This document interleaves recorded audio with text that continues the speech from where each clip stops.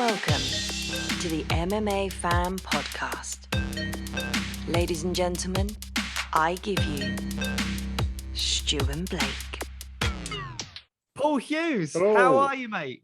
Yes, the lads. What's the crack? We're good, mate. We're good. You just finished training for the day, have you?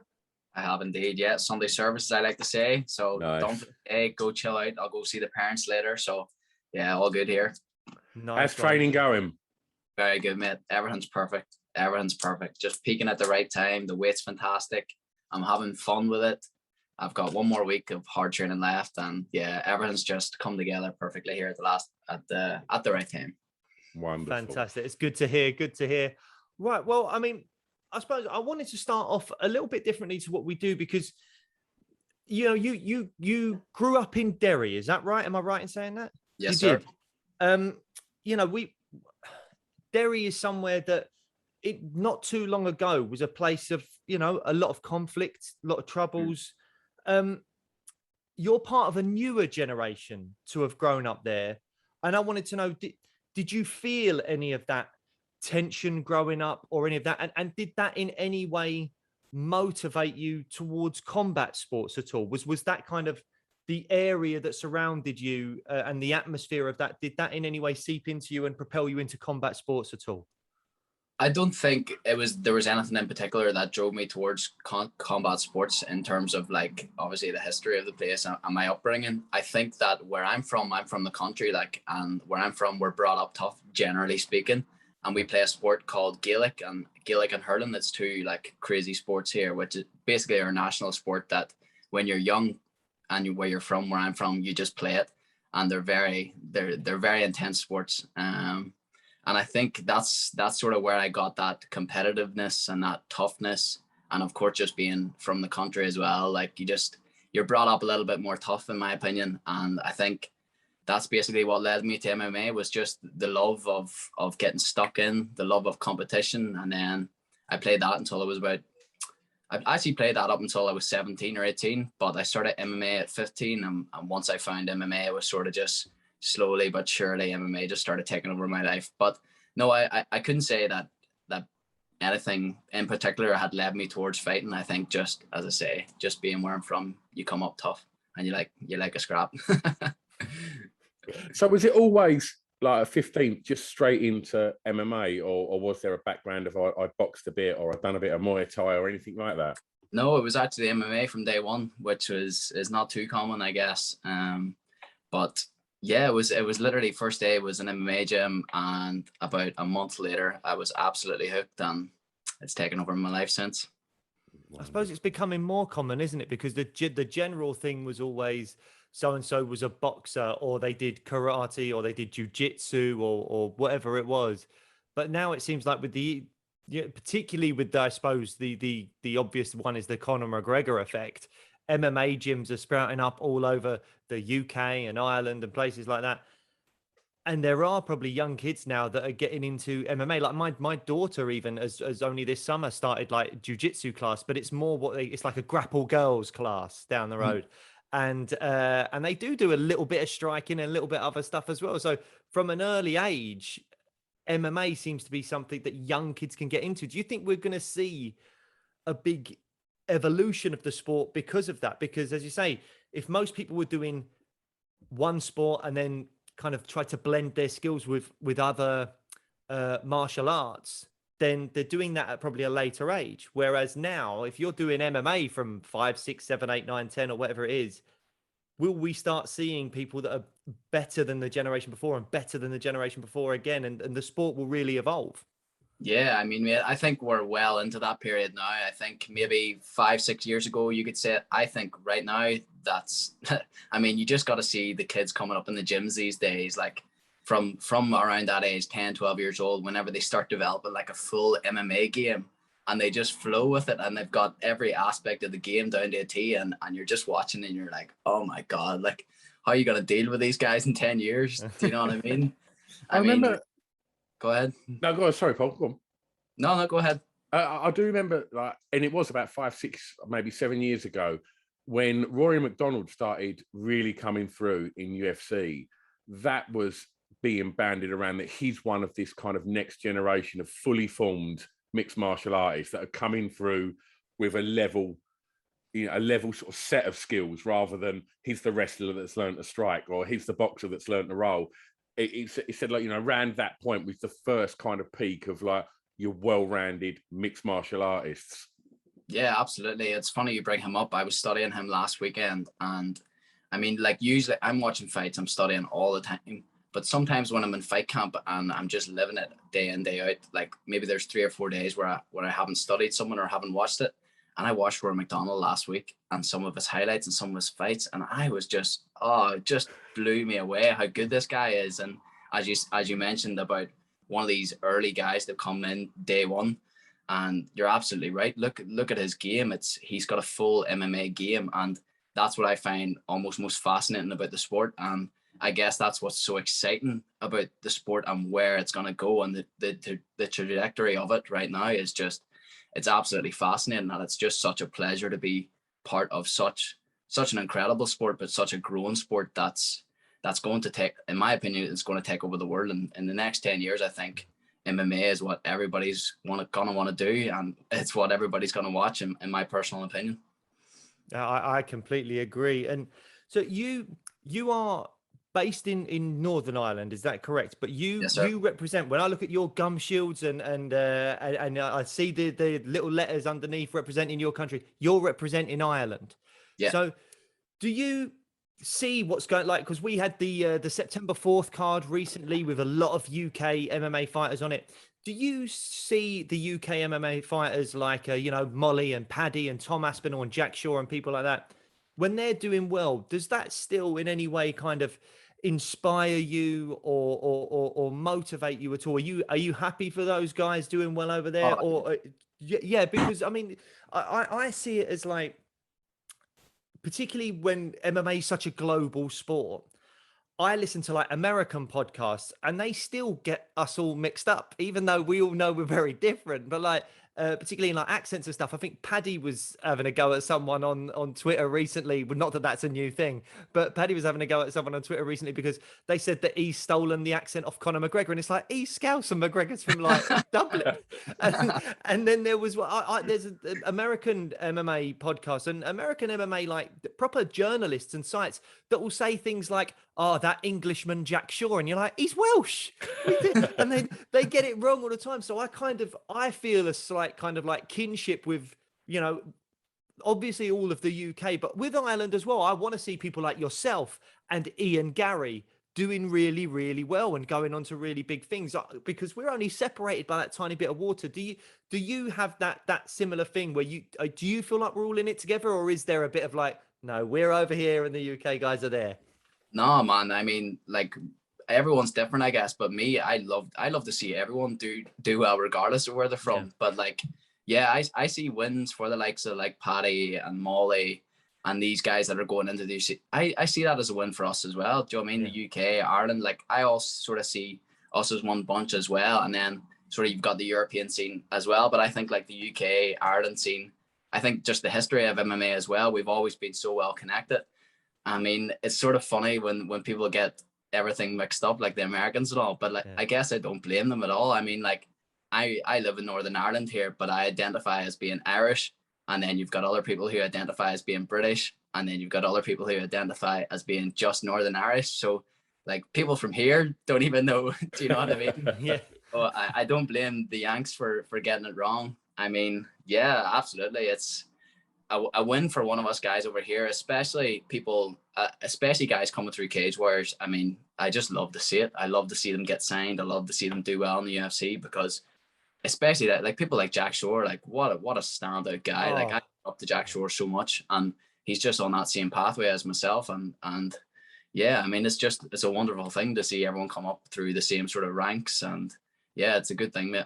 And it felt to me, I don't know if it does to you, Paul, but certainly after that card at the other weekend with Paddy and Molly and Tom and such, like, and looking at what's happening in Cage Warriors, like, it feels like it's a good time for that scene at the moment. You know, UK, Ireland, it feels like it's probably the best it's ever been. Yeah, 100%. I mean, I know Ariel Hawani had been going off a little bit recently about Cage Warriors guys coming through and not doing so well in the UFC. But I thought that was a little bit harsh, to be completely honest. I think there was maybe 2 or 3 fights where they didn't win. Mason Jones had got like a draw at the time. But I think judging from that last card there, we're here to stay. And UK MMA and European MMA is just popping off. I mean, we were always a little bit behind the American scene.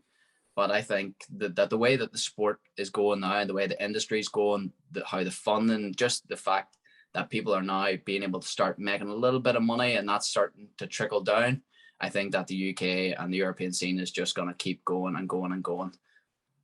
I think it's exactly what you were saying earlier about those young kids coming through, not doing jiu-jitsu or boxing, but doing MMA.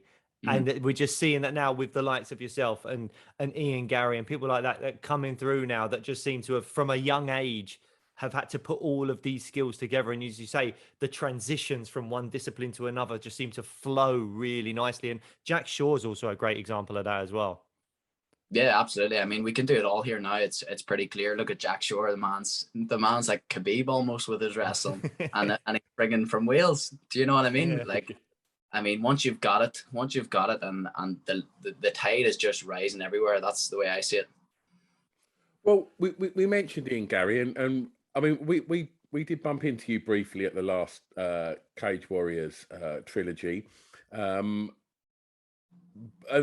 we did see you. Unfortunately, I don't think what we did see you was in the corner of Ian Gary. Like, what? I mean, obviously there was all sorts of stuff going on with whatever was going on between Ian and his corner, but when he walked out, you was with him, and it was like, oh, what's happened there?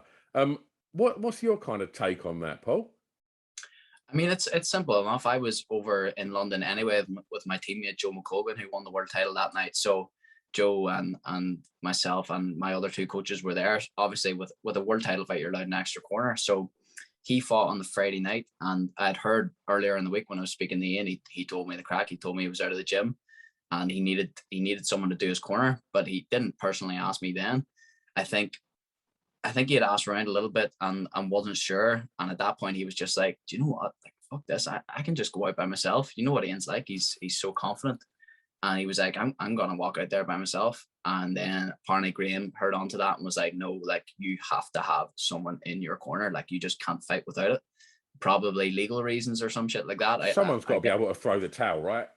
I guess so. That's probably the thinking behind it. And he just came down to my room. I mean, me and Ian have been friendly since we started in Cage Warriors. I think we fought on the first card together in the Unplugged show in BT Sport, and from there we've had a great relationship. I mean, like, I just see myself in Ian, and probably vice versa. We both just have that mindset of, I want to be the best in the world, and I'm willing to do whatever it takes to get there.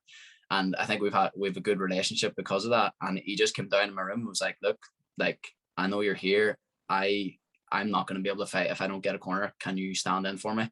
He's like, you don't have to do anything. You don't have to do anything, basically. Just walk out with me. And I was like, well, bro, like, if I'm in your corner, like, I'm going to be there to help you as much as I possibly can. I mean, like, I can empathize with you a little bit. And I also know how important this is. I mean, I've got the same goal as well. And I mean, it was a no-brainer. I was there. I was free. I'm not going to say no. Do you know what I mean? And of course, I got to help a guy out when he needs it. So yeah, that's how that came about. And I guess he done the job very, very well that night, and fair play to him. Well, I mean, he owes you a big favour there for sure, because I mean, it sounds to me like that fight could have been off because, as you say, for legal reasons, if you don't step up to the plate, then maybe that fight doesn't happen. So well done to you for that. And also, I just want to say we were there that night. And that was some amazing cornering, because Jack Grant seemed to be getting wound up by you every time you were saying something. It was, I can't remember exactly what you were saying, but I think at any moment you were saying, he's panicking, Ian, he's panicking, or something to that effect. And Jack at one point was like, oh, panicking, like something like that. And you're like, he's talking back to me. But Paul Hughes is in his head. And it's like, you've probably done a better job than the other corner. That, obviously, no disrespect to Chris Fields. I'm joking, obviously, in terms of that. But like, you were really winding Jack Grant up, and that was clearly doing Ian a lot of favors. Yeah, I mean, like, once I gave Ian the yes, I'm gonna do it. It's like I'm there to do a job. Everything must be done for Ian to win. That's pretty simple. And as much as I maybe thought in my head, oh, I'm just gonna sit back, let him do his thing, give him water. See, when you're in the fire, like, I mean, that competitiveness that I have in me, it just comes out. And I wanted to put myself in the position for Ian to win, I guess. Like, it's pretty simple thinking, but I mean, yeah, that's pretty funny that Jack was talking back, but it is a mental game in there. Like, I know Ian didn't have much of a camp, and I remember in the second round, he was breathing heavy, as you would, it's a fight. And I was like, Ian, like, Jack's obviously trying to get a hold of you here. So each time that he's shooting in, he's trying 100% to get you down and hold you and then recover again. So when the first exchange happens, you need to work hard to stop this, to create a scramble and get out of there.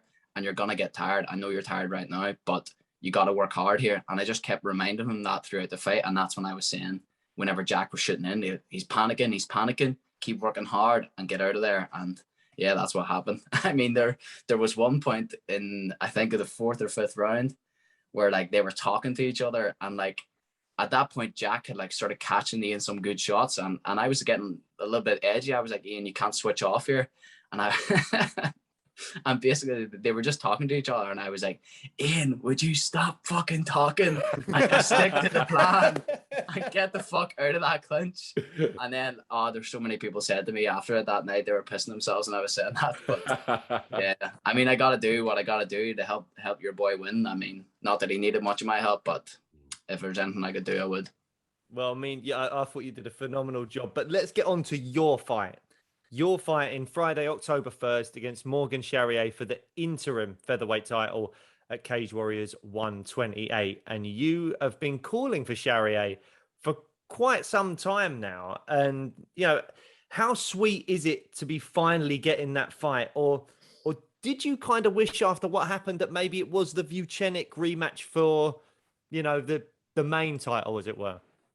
Yeah. Say that again at the end. Was I... Go ahead, sorry. Which, obviously, you've been calling for Cherrier for a long time. Were you happy to get that fight, or did you actually at one point go, I would have rather fought Vucenic for the full title? See, to be completely honest, I like how it's all worked out. I mean, of course, I should have got that win against Jordan that night and fought Morgan in March of this year. But the way that it's worked out with Jordan being injured, like, it means, like, in my eyes, this is the world title belt. Like, there's no interim about it. I've already beat Jordan, and Chapa would have been next anyway. So it actually works well for me because I get the world title here. I get to beat Chapa, the guy that I've been calling for since March of last year, which is quite a long time ago. And when I get that, then I get to unify against Jordan. He gets to fight for my belt. That's how I'm seeing this. So I can't really complain. It's actually aligned perfectly that I get to fight them both. And when I do, I get to clear out the division and there's no questions asked.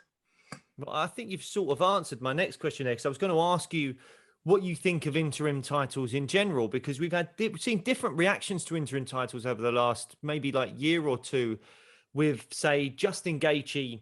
When he fought Tony Ferguson, he got the interim belt and basically kind of threw it down and was like, no, I want to fight Khabib. I want the real belt. That belt doesn't mean much to me. But then on the flip side, you've got Israel Adesanya that says, after I beat Kelvin Gastelum, I became the champion.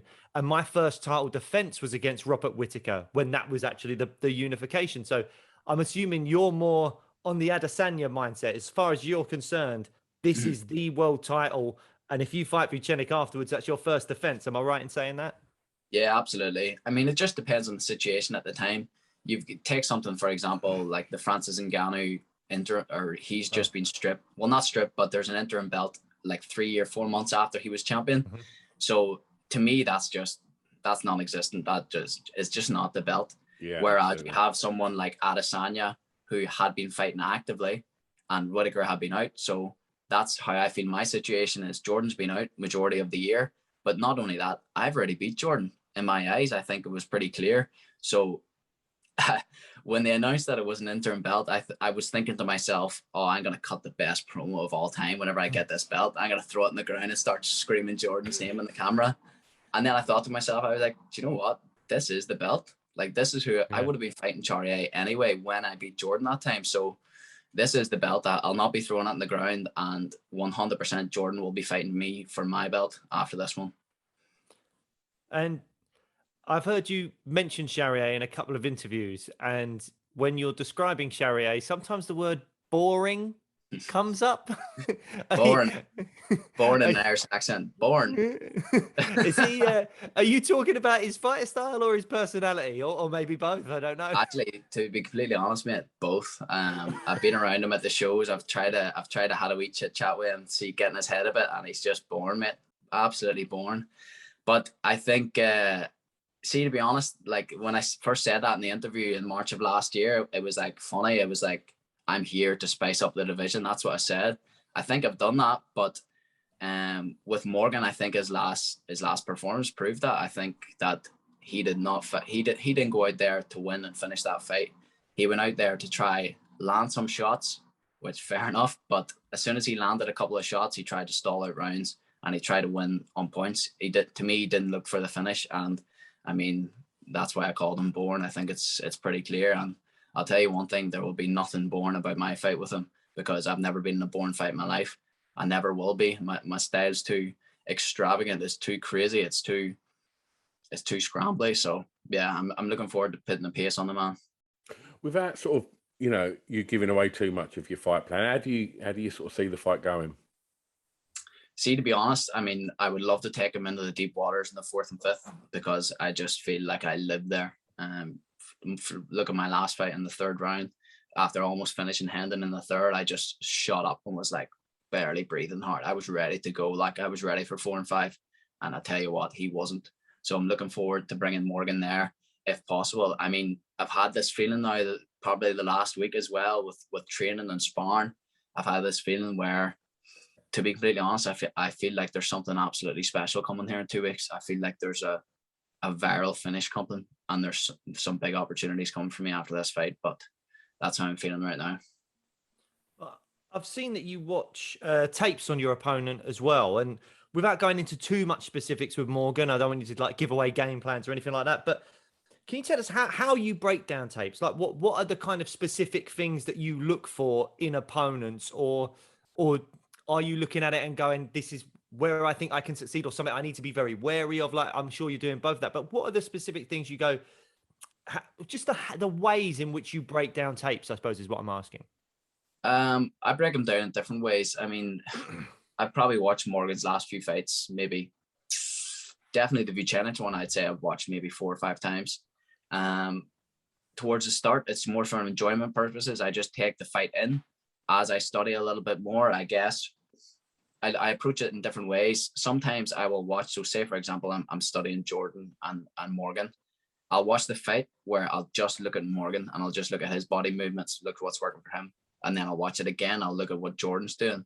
And then I'll go watch my own fights and I'll put myself in the headspace of, right, if I'm fighting Paul Hughes, what am I looking out for? What am I doing to this guy?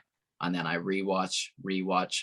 And that's sort of how I put things together. But ultimately, I mean, a fight's a fight. A fight is a fight, and everyone has a plan until they get punched in the face. And that's the truest thing I've ever heard in my life with fighting. But it's about basically covering everything and making sure that you are going into that fight with every single possibility in your favor to make sure that you're winning that and not giving this guy an inch.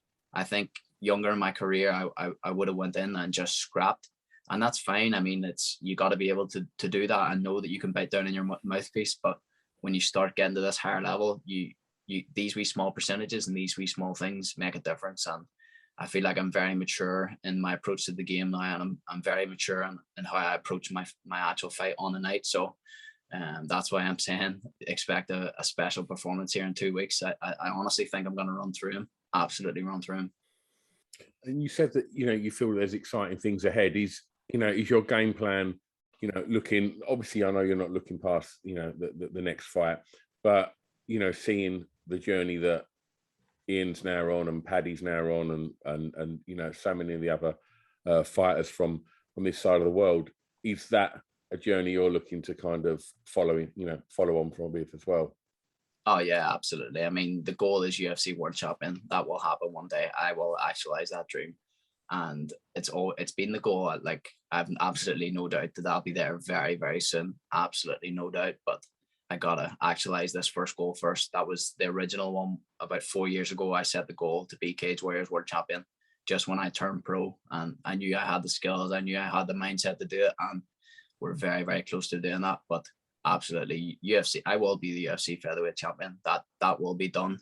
Of course, watching these other guys going in, you got the likes of Ian signing, Paddy signing. Like, there's no like malice or jealousy in me thinking like that should be me now. It's like, I fully understand that this game it's a wild chaos of a game, and everyone comes in to their peak at different times, and everyone gets opportunities at different times. So I don't pay too much mind into that. I mean, I know where I'm going.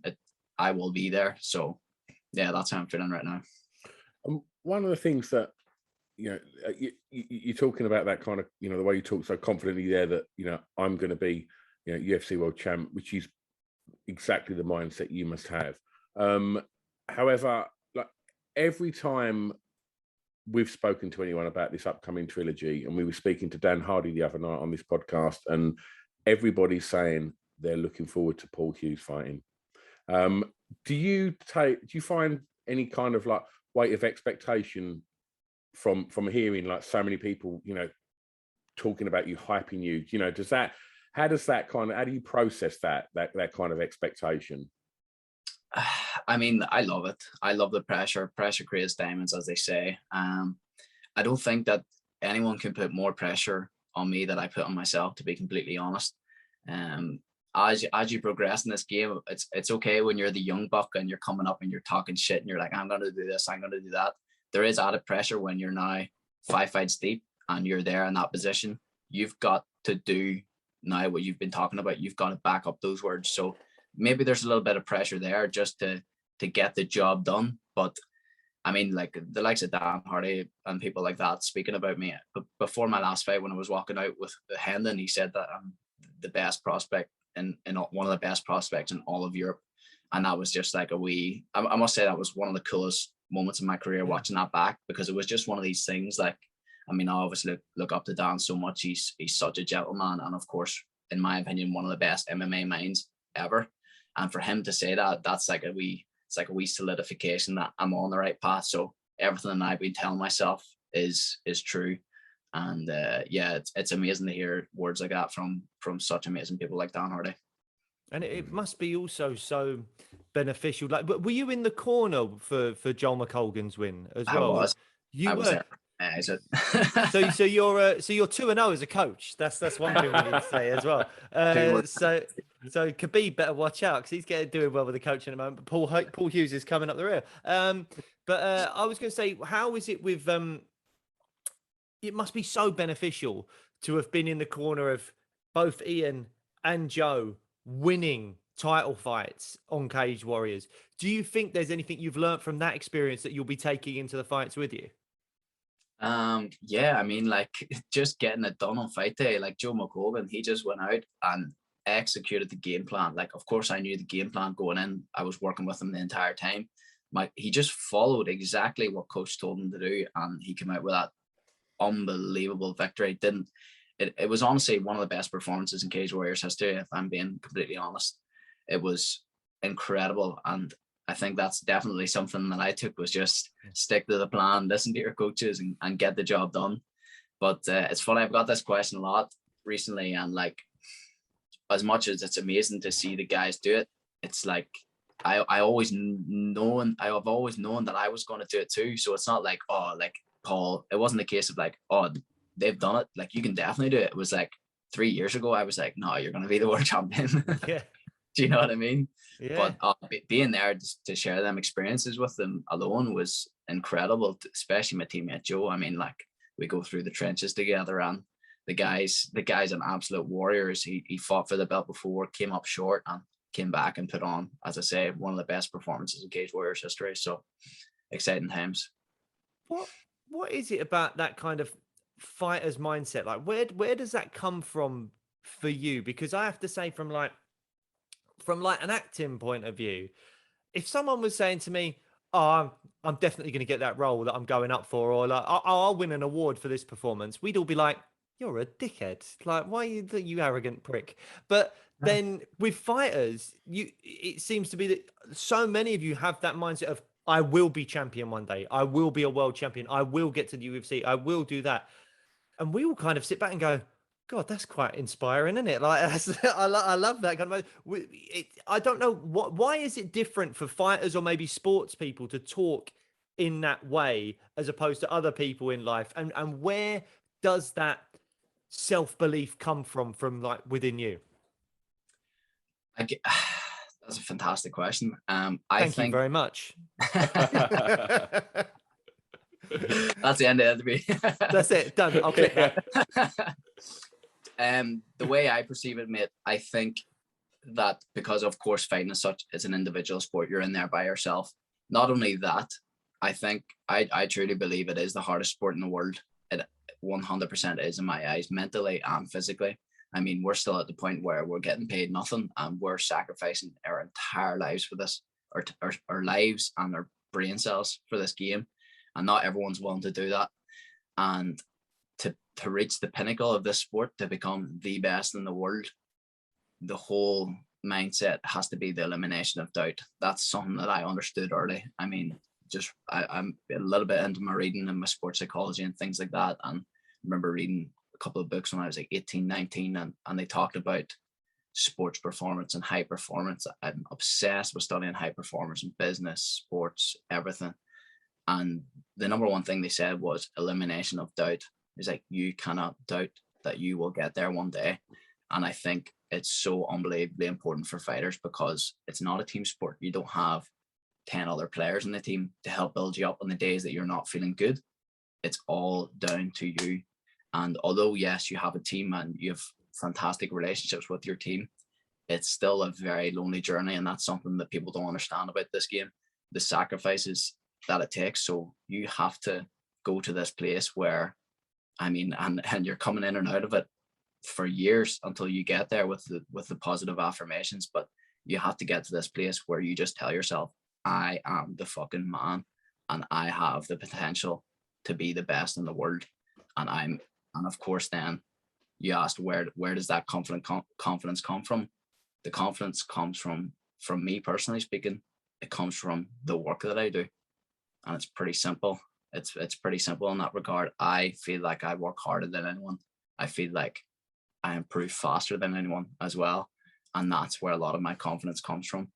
And I guess as well, probably getting in there and the more experience that I've got, I mean, I know I'm a dog. I know that on my bad day, I can still get in there and scrap my heart out until the final minute of the final round.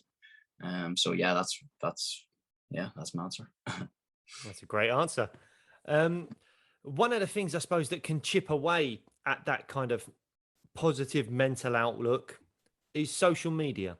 And I don't know if you've had to deal with much negativity on social media, but it seems to be something that at some point or another, particularly in the fight game, you're going to get, whether it be, who the person you're fighting. You might have had this with Morgan Cherrier. I know he's a very popular guy in France. There's probably a lot of French people tweeting at you or on your Instagram DMs saying that you're going to be in trouble, you're going to get knocked out or whatever.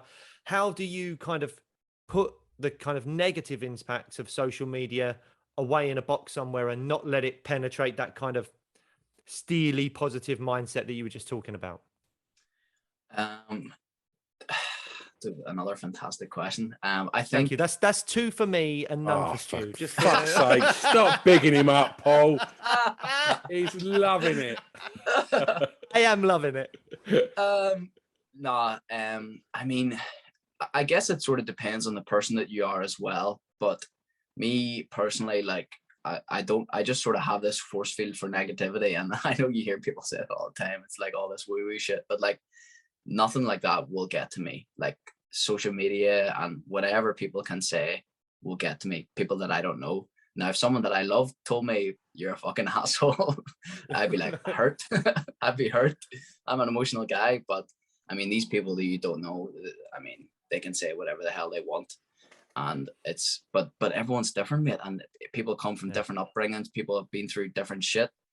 And these wee bits of negativity can get to you and they can build on you. Now, that's me saying this now, where I'm only getting some French nerds calling me out and a little bit of hate in UK or whatever. Just, I mean, because when you're talking like I'm talking, people hate on that, which is totally fine. I get it, whatever.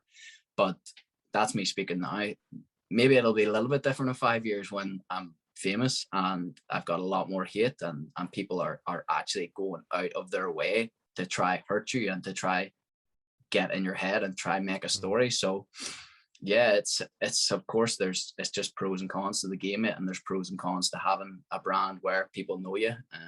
But it's, I mean, winning has a cost, and you have to be willing to pay that cost to. And yeah. Are you happy to sort of play that game, you know, when you get the wins? Like, obviously, just to use Paddy as an example, obviously Paddy talks a lot, and that's getting him a lot of press. And then to do that post-fight interview and constantly say that Scousers don't get knocked out, great calling card. Everybody's going to want to knock the Scouser out now. It's, you know, it's a smart thing, and I'm sure, you know, Paddy's never short of some, you know, ridiculously funny chat, and obviously brimming with confidence. You obviously you spoke about, you know, thinking maybe I'll just throw the belt on the floor and stamp over it, and then thought better of it. And do you take into consideration that media game and creating Paul Hughes, for want of a better description, the brand? You know, as we've obviously seen with Conor, we've seen it a lot with Ian Gary as well, and how outspoken he is. You know, is that something that interests you? And do you think it's something you can fake? To a certain extent, I think it's. You meant to start that with great question. Fucking hell! Best question of the day. Thank you. Don't lie. To answer the last bit of it, I think that there's a certain degree that you can fake it.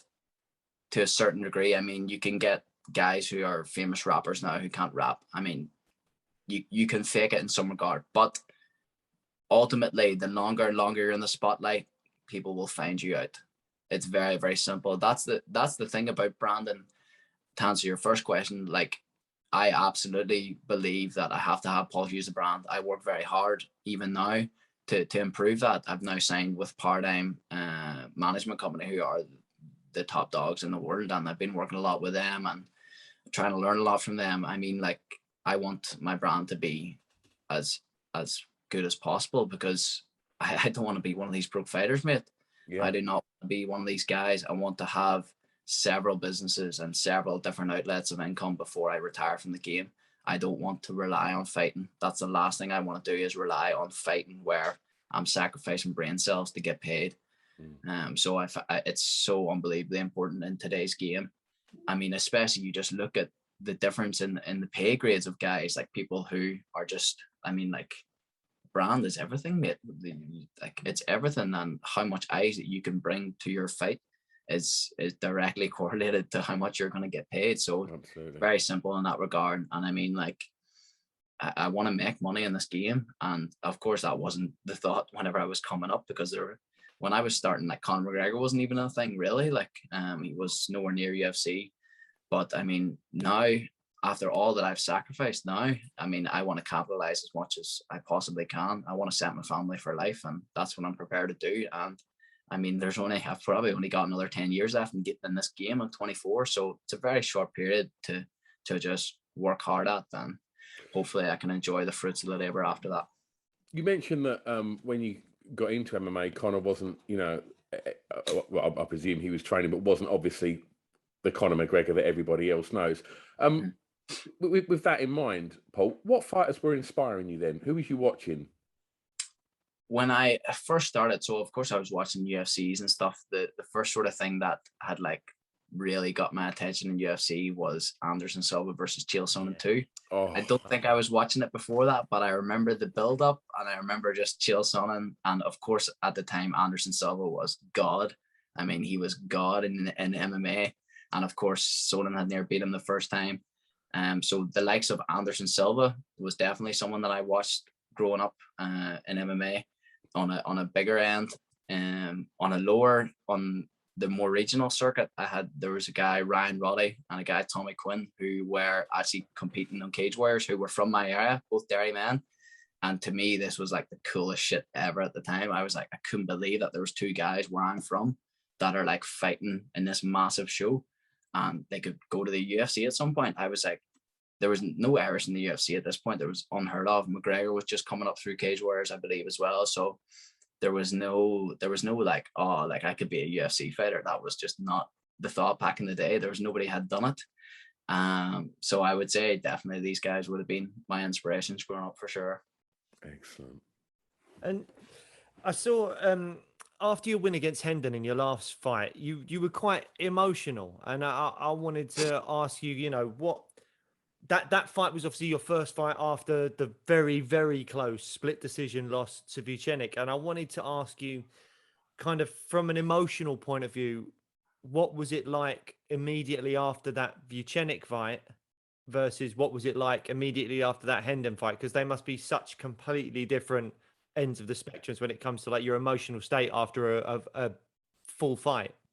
Do you know what, mate? They were completely different emotional states, and they're not what you would think they were. You would, of course, think that I was gutted after the loss and happy after the win.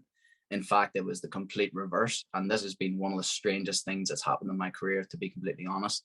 So after the Jordan fight, as soon as I got to watch it back, now, obviously, when they raised his hand, I was like, my world fell apart, and I was like, what the fuck? Like, this is a joke. There was no way that he won that fight.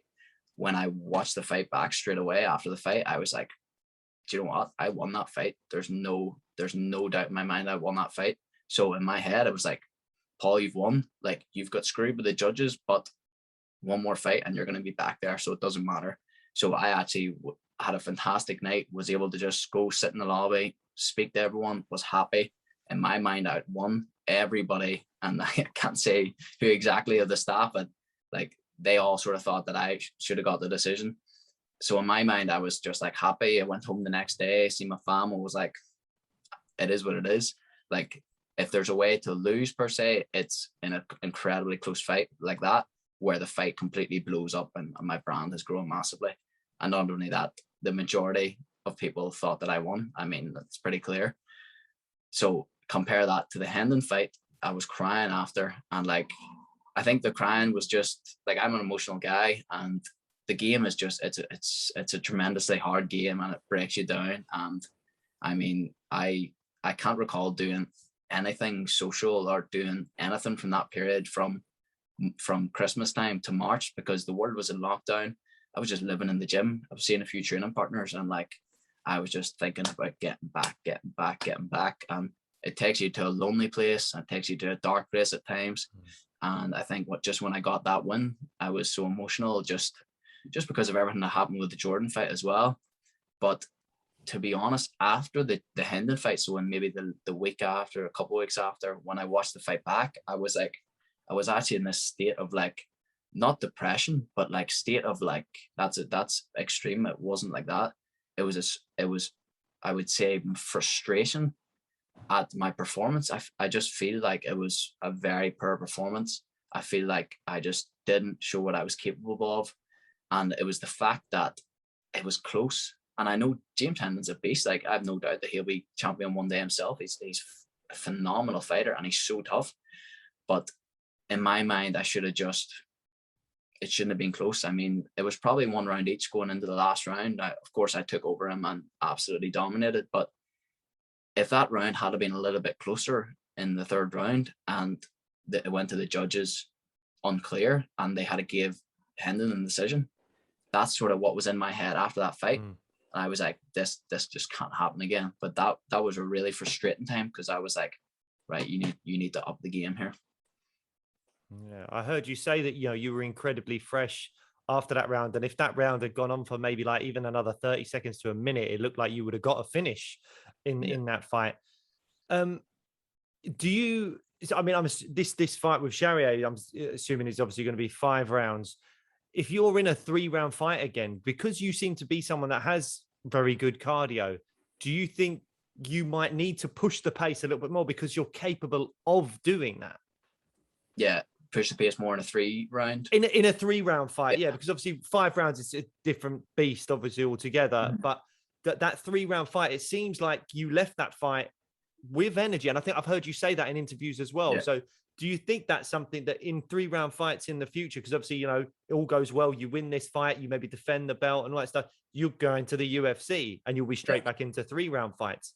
Do you think we might see a Paul Hughes that goes, right, in 3-round fights, you thought that pace was good before, you wait till you watch me now?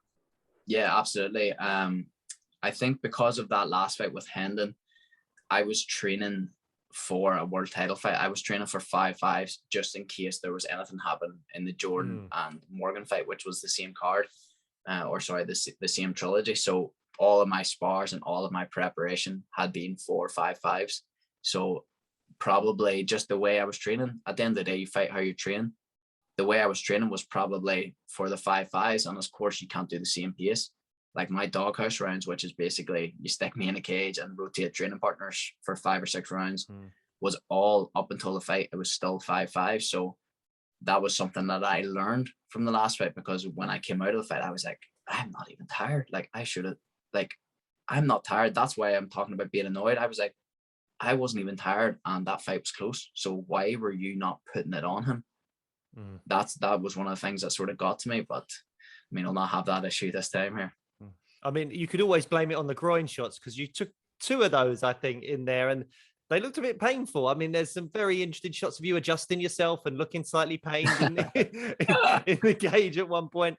And is there a reason why? Is it a situation where you feel like your opponent might be tired, so you don't want to take the full 5 minutes? Because I mean, my son accidentally hits me down there, and I'm like, I need a full 10 minutes. So like, you're getting kneed there by a grown man. What is the reason that you don't just take the full 5 minutes? Because that takes a lot to recover from, I'd imagine. Yeah, I guess it depends on your mind frame at the time. You could be, say you're in a clinch position, you get kneed there and you want to get out and strike with this guy, then you just, like, once they break you up, you're just like, right, I can get back on him here. Like, this will be all right. Do you know what I mean? Once you get back in the zone, you can always get through it, unless it's very, very serious. But yeah. Fair enough. Well, we've realised that we've had you for nearly 50 minutes now, so we won't take up too much more of your time. I know you've been training today. Always Good. like to ask some more fun things at the end. You said that weight cut's going well, training's going well, so we've got absolutely no reason to think that you're not going to get the big win at the trilogy. Once it's done, we know that Ian Garry likes to eat bags of Skittles. What's your go-to eats post-fight? Oh, large meal or like sweeties? Let's go both. Whatever, both. Right. Sweeties. Now, this might seem like a plug, but it's actually true. My best friend has just started his own sweetie company. It's called Greedy Gwyn, and they're like these vegan, like, sour sweets, and they are bomb. Like, I have such a sweet tooth, and they're just that perfect level for me. So sweetie wise, and actually, funny enough, they're gonna be sponsoring me for this fight. So it's like they'll be on my shorts. Watch out Love for that. it.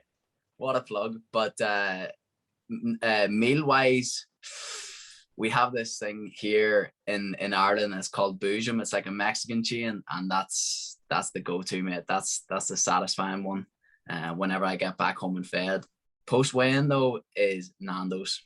Lovely. Oh, good man. Who doesn't love a Nando's? For sure, mate. Always slaps. That's it. And what do you do to relax? When you're not training, when you're not fighting, what's your thing that you go, I'm chilling today. I like to do this. What's your hobby? What's your thing you do to relax? It just depends. I'm not really into watching TV shows or movies. It's not really, I don't have the attention span almost. And when I watch like 2 episodes, usually I'm thinking I need to be training.